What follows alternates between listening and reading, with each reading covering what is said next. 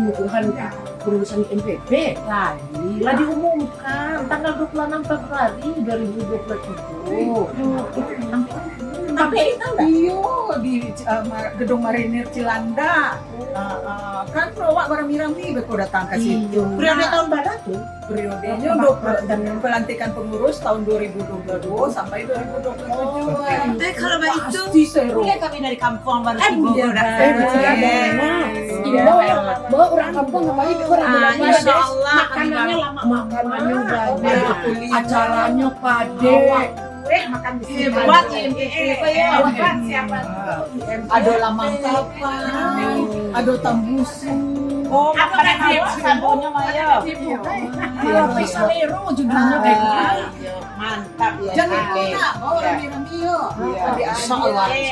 Iyo tentang tawa apalagi orang Padang Panjang makan lama. Iya, mantap.